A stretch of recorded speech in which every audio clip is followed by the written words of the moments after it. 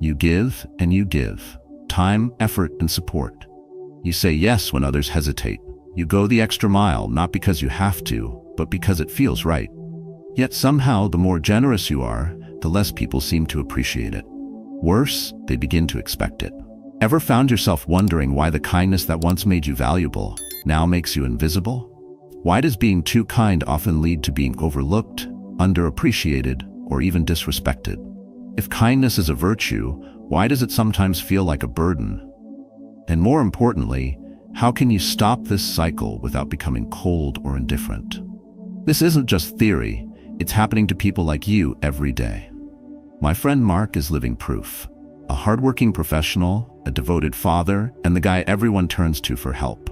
He thought kindness was his greatest strength until he realized it was turning him into an afterthought. His story is one you might recognize because chances are you've been in his shoes. What happened to Mark? And more importantly, how can you ensure your kindness commands respect, not exploitation? Stay with me because today we're breaking down the real reason kindness makes people take you for granted and how to turn it into your greatest power using timeless Stoic wisdom. Before we dive in, tell me in the comments, have you ever felt like your kindness was being used against you? Let's talk about it. 1. Why overgiving reduces your value. People say kindness is a virtue, but what they don't tell you is that too much of it can make you invisible. The paradox is unsettling. The more you offer, the less you're appreciated. It starts small. You help a friend once, and they're grateful. The second time, they nod in thanks. By the third, it's expected. And when you finally hesitate, that's when you see it. The subtle shift in their tone, the look of disappointment, the quiet resentment as if you've broken an unspoken contract. This happens in families, friendships, and workplaces. The problem isn't that kindness is bad. It's that unlimited kindness makes people stop seeing its value. Human nature is wired to respect scarcity. What's always available is easily ignored. When you make your generosity limitless, people stop perceiving it as generosity at all. It becomes background noise, something that just exists, not something to be grateful for. And when that happens, the line between respect and expectation disappears. Mark didn't see it at first. He built his life on the idea that being available, being dependable, was the best way to show love and build strong relationships. He was the man who never said no. The guy who covered extra shifts, who stayed late to help colleagues, who never turned down a favor. His friends saw him as the one who'd always be there. His family leaned on him for everything. It felt good, at least at first. He thought he was building goodwill, strengthening bonds, and proving himself as a reliable man. Then came the moment that changed everything. One evening, exhausted after weeks of working late, Mark decided to turn down a last-minute request from a friend who needed help moving. It wasn't a big deal, at least he thought it wasn't, but the reaction caught him off guard. Instead of understanding, his friend scoffed. "Seriously? You can't help this one time?" It wasn't said in anger, but there was something beneath the words.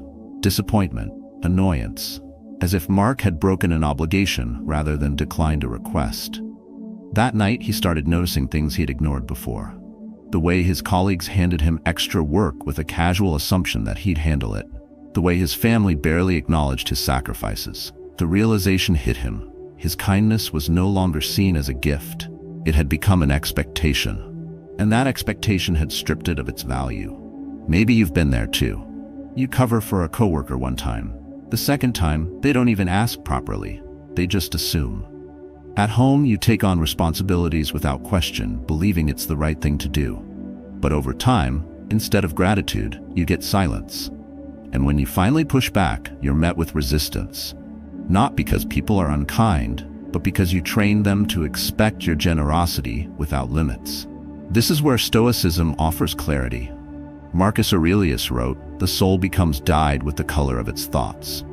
If your kindness is given without self-respect and awareness, it stops being a choice and becomes an obligation. And once that happens, you're no longer offering something valuable, you're just filling a role others have assigned to you. Mark had a choice to make. He could stay trapped in the cycle, or he could change the rules. He didn't announce a dramatic shift. He didn't lecture anyone on how they took him for granted. He simply stopped saying yes to everything. The next time his friend asked for a favor, Mark responded differently. "I can't this time," he said.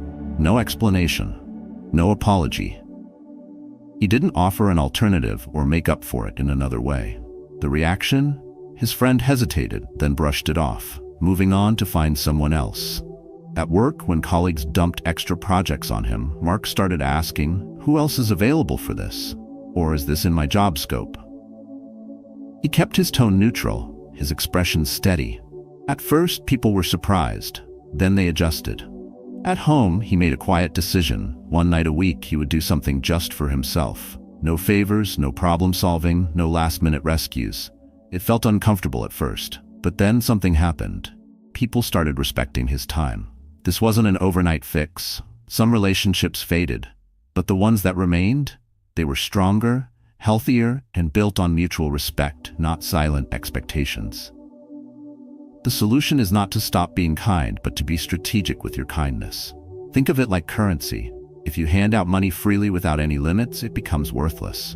But when generosity is given mindfully, intentionally, and with purpose, it retains its power. The scarcity effect. People value what is rare.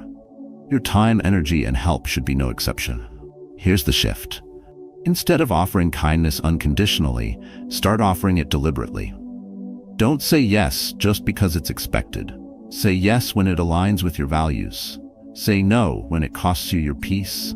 And watch how people start respecting your time again.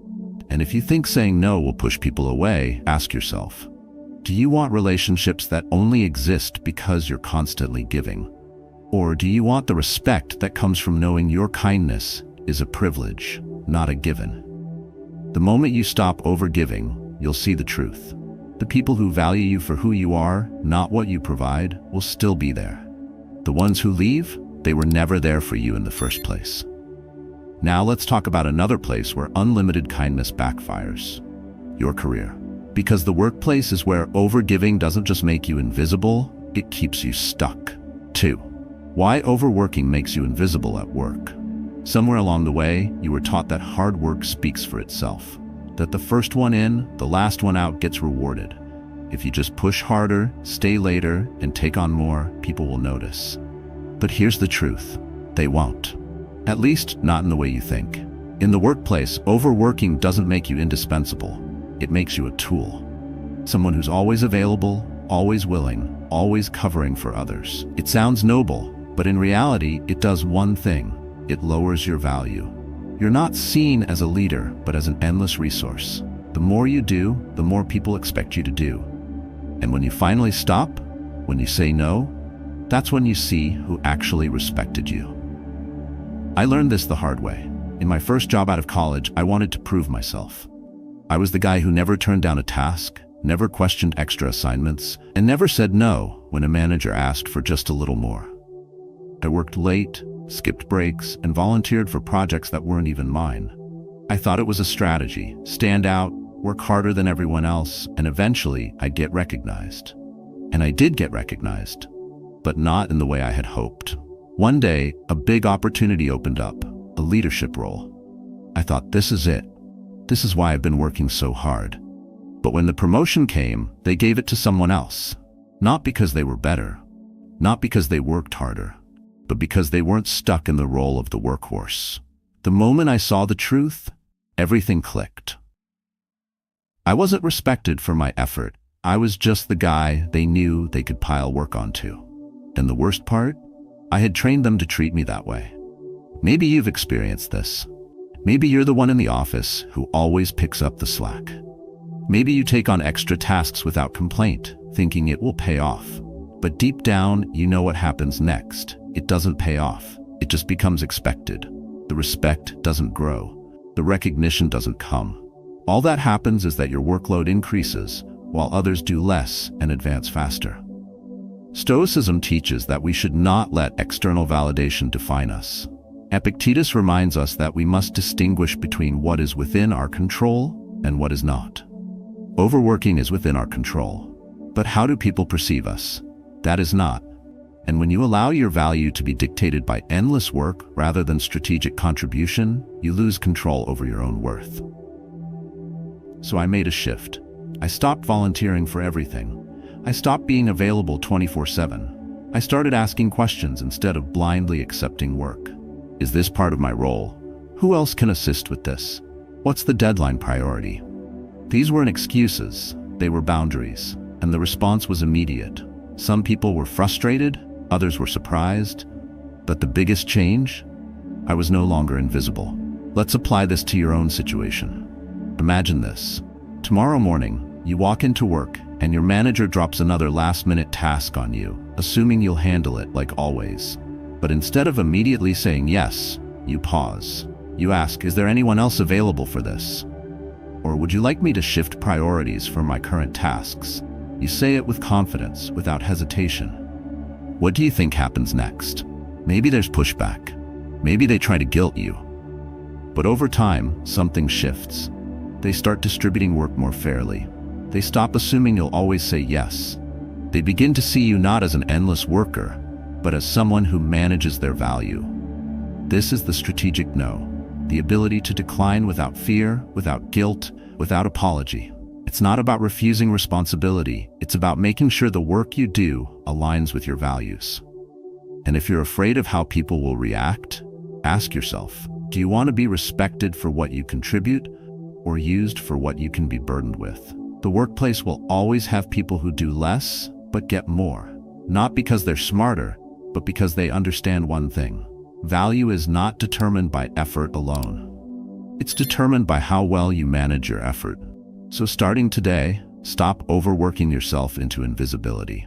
Say yes strategically. Say no with confidence, and watch as people start treating you differently. 3. When your support becomes an obligation. There's a fine line between kindness and obligation. At first, people appreciate the support you give. They thank you for being there, for always listening, for helping them through hard times. But slowly, something shifts.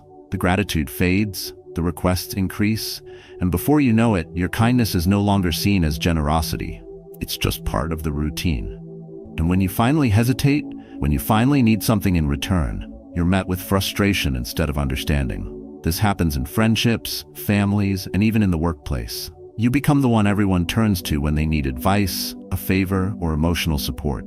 You're the problem solver, the fixer, the emotional crutch. But when you need help, silence. Because your kindness has been rebranded as duty, not a choice. And duty isn't appreciated, it's just expected. I had a friend who fell into this trap. He was the reliable one. The guy who always answered calls at midnight, who always picked up the tab, who always listened without complaint. When someone needed a ride to the airport at dawn, they called him. When they needed advice on their problems, he was the first they texted. At first, he liked being that person. He felt needed, important. He thought he was building deep, lasting connections. But one day, he hit a breaking point. He was dealing with his own personal crisis. Something heavy, something that had been weighing on him for weeks. And for the first time, he needed someone to be there for him. He reached out to the same people he had always supported. And you know what happened? Excuses. Delay. Some didn't even respond. They were too busy, too tired, too occupied with their own lives. That moment changed him. He realized that the relationships he had built were not built on mutual support. They were built on one-sided dependency. His kindness hadn't created stronger bonds. It had created a dynamic where people saw him as a resource, not as a person with his own needs. Maybe this sounds familiar. Maybe you're always the one listening to your friends' problems, but when you need to talk, nobody seems available. Maybe you're the one mediating family conflicts, always smoothing things over, but when you need space, they act like you're being selfish. This is where Stoicism offers perspective. Seneca once wrote that we suffer more in imagination than in reality. We assume that if we stop being the constant giver, people will resent us. That if we stop fixing everything, relationships will crumble. But here's the truth. Relationships built on one-sided giving were never strong to begin with. True bonds are built on mutual respect and reciprocity, not silent sacrifice. So how do you break the cycle? It starts with shifting how you give. Stop offering unlimited emotional labor to people who never give back. Stop saying yes out of guilt, And most importantly, start assessing who truly values you and who only values what you provide. Let's put you in a different situation. Imagine this. A friend calls again with another problem. You've listened a dozen times before, always offering advice, always being there. But this time, instead of immediately stepping in, you pause. You ask, what do you think you should do? Or have you tried handling it on your own first? You shift the responsibility back to them. At first, they might be surprised, maybe even frustrated. But over time, something happens. The dynamic changes. The endless cycle of dependency breaks, and the people who truly respect you, they'll understand. This is the emotional ROI rule. Invest your emotional energy only where it's valued, only where it's reciprocated. Not because you're keeping score, but because you deserve relationships that don't just take but also give. If your kindness is leading to exhaustion, it's not kindness, it's self-neglect. And if you think constantly fixing other people's problems makes them value you more, think again. The more you solve for them, the less they solve for themselves. This is not about withholding kindness. It's about offering it wisely. The people who truly appreciate you will respect the change. The ones who disappear, they were never really there for you in the first place. And speaking of relationships, let's talk about something even more damaging. How over-accommodation can ruin attraction and make you seem weak instead of valued. For over-accommodation kills attraction. There's a reason why being too nice in relationships often backfires. At first, it feels like the right thing to do. Always being available, agreeing to everything, putting the other person's needs above your own. But the more you accommodate, the less you're respected. The more you sacrifice, the less you're valued. It's an unsettling truth. People are drawn to those they respect, not those who are endlessly agreeable. You've seen it happen. A man in a relationship, eager to keep things smooth, avoids conflict at all costs. He changes his opinions to match hers, rearranges his schedule to fit her needs, and prioritizes her happiness over his own. At first, she appreciates it. She might even say, "You're so different from other guys." But over time, something shifts. She starts responding later to his texts. She's less engaged in conversations. She seems bored. And when he finally notices and asks what's wrong, she says something vague, something he wasn't expecting. "I don't know. I just don't feel the same way anymore." I had a college friend who went through this exact scenario. He was the textbook definition of the nice guy. Thoughtful, caring, and always puts his girlfriend first. He did everything right, or so he thought. He planned dates around her schedule, picked restaurants she liked, and even changed small things about himself to make her happy. But as time went on, she started losing interest. One day, out of nowhere, she broke up with him. When he asked why, she hesitated before saying, "I just don't feel that spark anymore." That crushed him. He couldn't understand. He had been the perfect boyfriend. He never argued, never made things difficult, never put himself first. But that was exactly the problem. He had erased himself. He wasn't a man with his own opinions, boundaries, and standards. He was just an extension of what she wanted. And deep down, she couldn't respect that. Maybe you felt this too. Maybe you've held back your real thoughts to avoid arguments. Maybe you've said yes when you wanted to say no, just to keep the peace. Maybe you've tried to prove your worth through constant acts of service. But in doing so, you created a version of yourself that wasn't real. A version that was safe, predictable, and forgettable. Stoicism teaches that true strength isn't in pleasing others, it's in standing firm in your values. Epictetus said, "How long will you wait before you demand the best of yourself?" Being agreeable isn't what builds respect.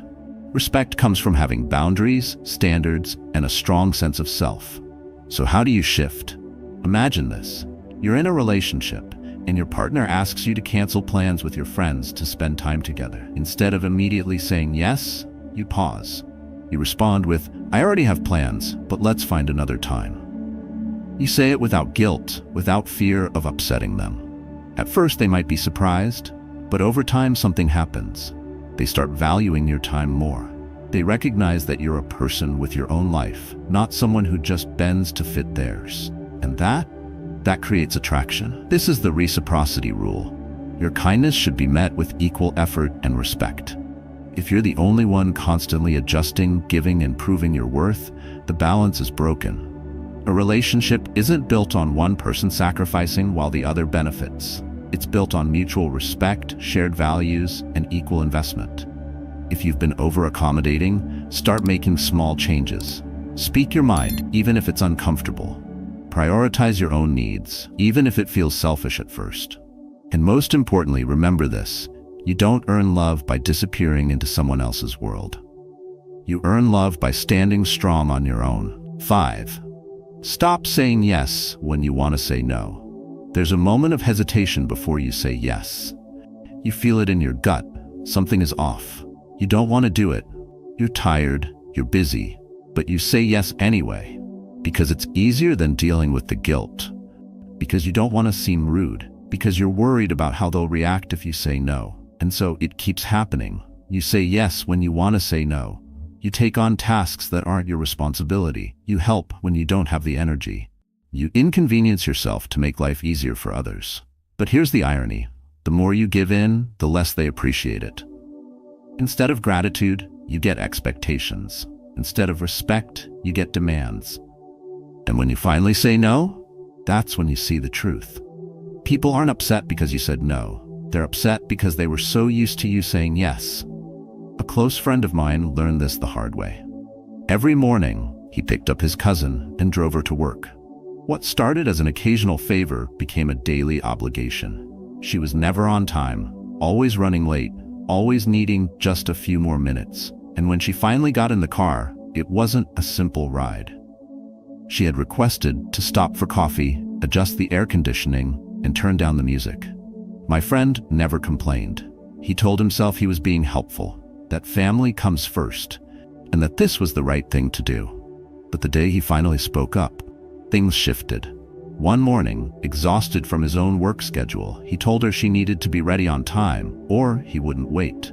She rolled her eyes. The next day, when she was late again, he left without her. The reaction? She was furious. Not grateful for all the times he had driven her, not appreciative of his patience, just angry that he had finally set a boundary. This is what happens when you say yes out of guilt. You don't build respect. You don't create stronger relationships. You teach people that your needs don't matter. And once they believe that, they stop considering them altogether. Now imagine this. You're at work, drowning in tasks, and someone asks for just a small favor. You know you don't have time, but you hesitate. You don't want to disappoint them, so you agree. And then it happens again and again. And soon, you're not just handling your own work, you're handling theirs too. The cycle continues because you're afraid to break it. But Stoicism teaches that control over your own actions is the only thing within your power. Epictetus said, "If you want to improve, be content to be thought foolish and stupid." That means learning to be okay with disappointing people who have grown comfortable taking advantage of you. Here's how you take back control. The next time you feel that hesitation, pause. Recognize it for what it is, not guilt, but a warning sign that you're about to betray yourself. Instead of immediately agreeing, say, "I can't right now." No apology, no long explanation, just a firm, steady response. And watch what happens next. Some people will respect it, others will push back, and a few will walk away. Let them. Because if your relationships are built on your inability to say no, they were never built on real respect in the first place. If you keep saying yes when you want to say no, you will wake up one day resenting the very people you once wanted to help. And that resentment, it's not their fault, it's yours. Because you had the power to set limits. You just chose not to use it. But that changes today. Because the ability to say no isn't about pushing people away. It's about making sure the people around you value your time, your effort, and your presence. And when you get that right, that's when kindness becomes power, not weakness. And speaking of boundaries, one of the biggest challenges people face is setting limits without feeling like a bad person. So let's talk about that next. 6. Setting boundaries without feeling like a bad person. Guilt. That's what stops most people from setting boundaries. You don't want to disappoint anyone. You don't want to seem selfish. You tell yourself that being available, being dependable, and being the one who always says yes is what makes you a good person. But is it? Or is it just making you a person who's easy to take advantage of? People mistake endless availability for kindness, but in reality, kindness without boundaries isn't kindness, it's self-abandonment. When you constantly put others ahead of yourself, they don't admire your generosity. They grow comfortable with it. And when you finally push back, that's when you see the truth. They weren't valuing you. They valued what you did for them. Like my friend who drove his cousin to work every morning. What started as an act of kindness became an expectation. And when he finally set a boundary, she wasn't grateful for all the times he had helped. She was just upset that she had lost a convenience. That's what happens when you don't establish limits from the beginning. People don't remember all the times you said yes. They only notice the first time you say no. Maybe you've experienced this in your own way. Picture this. You're always the one covering extra shifts at work. Not because you want to, but because it's easier than saying no. Your boss knows you'll do it, so they don't even ask anymore. They just assume. And at first, you take pride in being reliable. But over time, something shifts. The respect isn't there. The gratitude disappears. And one day, when you finally say you can't, they're frustrated as if you've done something wrong, because you trained them to expect your time without limits. Or maybe it's happening in your personal life. A friend who always borrows money but never repays it. A family member who constantly asks for favors but never offers the same in return.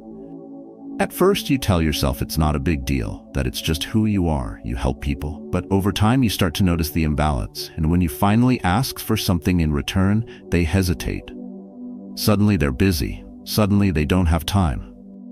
And that's when you realize you weren't helping, you were enabling. And here's the real danger.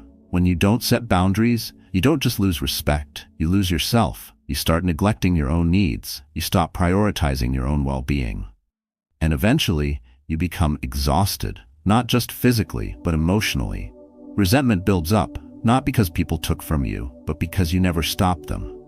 This is where Stoicism offers clarity. Seneca once wrote, "If you do not know to which port you sail, no wind is favorable." Without boundaries, you drift. You become whatever people need you to be. You sacrifice your own direction for the comfort of others, and in doing so, you lose yourself. Setting boundaries isn't about being cold. It's about being clear. It's about defining what you will and won't tolerate, not for others, but for yourself. And when you do this, something powerful happens. The right people stay, the wrong people leave, and the ones who remain, they respect you more, not less. So how do you start? The next time someone asks for a favor, pause. Instead of immediately agreeing, ask yourself, does this align with my priorities? Am I saying yes because I want to, or because I'm afraid to say no? If it's the latter, try this. Say no, without over-explaining, without justifying, just a simple, steady response. Now, let's put you in this situation. Imagine you're in a group of friends, and one of them always relies on you to plan everything, whether it's dinners, trips, or meetups. You've done it for years. You're good at it. But one day you decide to step back. You wait to see if someone else takes the initiative. You wait to see if anyone appreciates what you've always done. And what happens? No one steps up. No one even notices. And suddenly you realize the effort was never mutual. It was never truly seen. Or maybe you're in a relationship where you're always the one adjusting your time, your energy, your priorities to make things easier for your partner. You never complain. You never ask for more, you just keep giving. But one day, when you finally express what you need, they react as if you're being difficult. Not because your needs are unreasonable, but because they're simply not used to you having any. This is why boundaries matter. Not just to protect your time, but to protect your dignity. If you keep living for the comfort of others, you'll wake up one day resenting them. Not because they took from you, but because you never stopped them. But when you set boundaries, that's when everything changes. Because now your kindness is respected, your time is valued, and your presence, it's a privilege, not an expectation. Boundaries don't push people away. They filter out the ones who were never truly there for you. And that's a lesson worth learning. And when you master this, something else becomes clear. Kindness, when given without confidence, is mistaken for weakness. And that's why next, we need to talk about how to make the people respect your generosity instead of exploiting it. 7. How to make people respect your generosity. Kindness should be a gift, not a weakness. But too often, generosity, when given without intention, leads to one outcome: exploitation. People assume it, expect it, take it for granted. And when that happens, kindness no longer elevates you. It diminishes you. The problem isn't kindness itself. It's kindness without self-respect. When you give without consideration, when you say yes to everything, help without limits, and never expect anything in return, you send a message: my time, my energy, my generosity are not valuable. And when people don't see value in what you give, they don't appreciate it. Think about it. If a restaurant gave away free meals every day with no conditions, people wouldn't treasure the food. They'd come to expect it. But when something is earned, when it is given with purpose, it carries weight. Generosity should be intentional, given at the right time, in the right place, to the right people. When it is, it creates deeper connections, genuine gratitude, and mutual respect. When it isn't, it leads to resentment, entitlement, and emotional exhaustion. Imagine yourself in two different situations. First, the right kind of kindness. A close friend is struggling financially. He never asks for help, but you know he needs it. You offer to cover a bill, expecting nothing in return. He resists at first, but eventually he accepts. A few weeks later, he gets back on his feet and pays you back. Not just the money, but in effort, in loyalty, in gratitude. Your kindness strengthened the relationship. It meant something because it was intentional. Now the wrong kind of kindness. You have an old acquaintance who always seems to be in trouble. Every time they need money, they turn to you. At first you help because you want to, but then it becomes a pattern. They never change their behavior, never take responsibility. And one day when you finally say no, they act as if you've wronged them. Not because they valued your kindness, but because they expected it. That's the difference. One act of kindness builds respect, the other creates dependence. This is where Stoicism provides clarity. Epictetus said, "Wealth consists not in having great possessions, but in having few wants." The same applies to generosity. True generosity doesn't mean giving endlessly, it means giving wisely. So how do you ensure your kindness is respected? First, assess who deserves it. Not everyone does. Generosity should be reserved for those who appreciate it and those who don't take it for granted. If someone expects your help but never reciprocates, step back. If someone only values you when they need something, walk away. Second, give with boundaries. When you give, do it on your terms, not out of guilt. Not because you feel obligated, but because it aligns with your values. If someone asks for help, ask yourself, am I giving because I want to, or because I'm afraid to say no? If it's the latter, reconsider. Third, never let generosity replace self-respect. You can be kind and firm at the same time. You can help people without losing yourself in the process. If your kindness isn't valued, redirect it to those who will respect it. But there's another important factor in ensuring that your generosity commands respect: the way you deliver it. When you give, don't over-apologize, don't downplay your effort, and don't act as if it's a minor thing. Too often, people say things like, "Oh, it's no big deal," or "Don't worry about it." These phrases seem harmless, but they devalue the act. Instead, own your kindness. Say, "I'm happy to help," or "I believe in supporting people who are working hard." When you treat your own kindness with respect, others will too. And here's something else to remember. People respect generosity that comes from strength, not from a need for approval. If you give because you fear rejection, because you want people to like you, because you're hoping for something in return, whether it's validation or recognition, then your kindness becomes transactional. Transactional kindness is always met with disappointment. But when you give from a place of confidence, without expectation, without attachment, and most importantly, without compromising your own well-being, that's when kindness is respected. So if you want people to respect your generosity, don't make it unlimited. Make it intentional. Make it meaningful. Because kindness, when given with wisdom, isn't a weakness. It's power. And when you master this, something else becomes clear. Generosity without self-awareness can lead to self-betrayal. That's why next, we need to talk about how to align kindness with self-respect. 8. Aligning generosity with self-respect. There's a common mistake people make when it comes to kindness.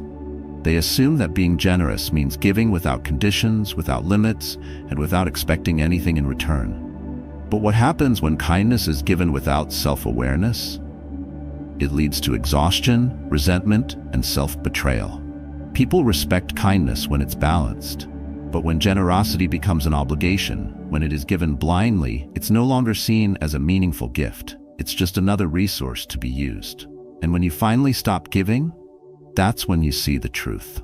The problem isn't generosity. It's generosity that doesn't align with your self-respect. When you give without boundaries, you're teaching people that your time, energy, and effort are less valuable than theirs. And over time, they start believing it too. Let's imagine 2 different scenarios. First, a moment where kindness is given wisely. You have a colleague who's been working hard, someone who's never asked for anything before, someone who genuinely needs help. They're struggling with a deadline, and without hesitation, you step in to assist. Not because you feel obligated, but because you respect their work ethic, because you know this act of kindness will be appreciated. And it is. They don't forget. They acknowledge your effort, and when the time comes, they return the favor. This is generosity with self-awareness. It builds respect, strengthens relationships, and makes kindness a force of connection, not a burden. Now a different situation. You're in a group project, and one person consistently slacks off. They contribute nothing, yet when the deadline approaches, they expect you to fill in the gaps. You've done it before, and they assume you'll do it again. At first, you think you're being helpful. But then it happens again, and soon it's no longer a favor, it's just expected. And when you finally say no, they act as if you're the one being unreasonable. This is what happens when kindness lacks boundaries. It creates dependency, not appreciation. Stoicism teaches that self-respect should never be sacrificed for the comfort of others. Marcus Aurelius wrote, "If it is not right, do not do it. If it is not true, do not say it." This applies to kindness as well. If your generosity is causing you frustration, resentment, or exhaustion, it's a sign that it's not being given in alignment with your values. So how do you fix this? First, audit your generosity. Look at where you're giving your time, energy, and resources. Are you helping because it aligns with your principles? Or are you doing it to avoid guilt, to seek approval, or to keep the peace? If it's the latter, it's time to rethink your approach. Second, stop apologizing for your boundaries. You don't owe an explanation every time you decline to help. You don't need to justify why you're prioritizing yourself. A simple, "I can't commit to that right now," is enough. Strong people respect directness. Only those who seek to take advantage of you will be upset. Third, pay attention to reciprocity. Healthy relationships are built on mutual respect and balance. If you're always the one giving, always the one compromising, and never receiving anything in return, it's a sign that the relationship is one-sided. True generosity isn't about constantly giving, it's about giving where it creates value. Fourth, recognize when kindness is becoming self-sacrifice. If being kind is causing you stress, draining your energy, or making you feel taken for granted, something needs to change. True kindness should feel fulfilling, not exhausting. Finally, give from a place of strength, not obligation. When you offer kindness, do it deliberately. Do it because it reflects who you are, not because you're afraid of how people will react if you don't. If your kindness is being used against you, it's not kindness anymore. It's self-neglect. When you align generosity with self-respect, something powerful happens. The right people stay, the wrong ones fade, and suddenly your kindness means something again. It's no longer just expected, it's valued. And that's the difference between being respected and being taken for granted. Kindness should never come at the cost of your own dignity. And when you master that balance, you stop being just a giver. You become someone whose presence, time, and generosity command respect. Kindness, when given without thought, can become a burden. But when given with wisdom, strength, and self-respect, it transforms into something far more powerful, an act that elevates both you and those around you. What you've learned today is simple yet profound. Overgiving reduces your value. Overworking makes you invisible, and unlimited kindness turns into obligation rather than appreciation. People respect what they cannot take for granted, and the same applies to your time, energy, and generosity. So starting today, practice mindful kindness. Stop saying yes out of guilt. Stop overextending yourself to be liked. Stop giving to those who only take. Instead, align your generosity with your values. Give when it feels right, not when it's expected. Set boundaries, not to push people away, but to protect what makes you valuable. And if it feels difficult at first, remember what Marcus Aurelius taught. You have power over your mind, not outside events. Realize this, and you will find strength. You control how you give. You decide who is worthy of your effort. And when you make that shift, people will no longer just accept your kindness, they will respect it. Now I want to hear from you. Have you ever felt like your kindness was being taken for granted? How did you handle it? Share your experience in the comments below. Let's learn from each other because wisdom grows when it's shared.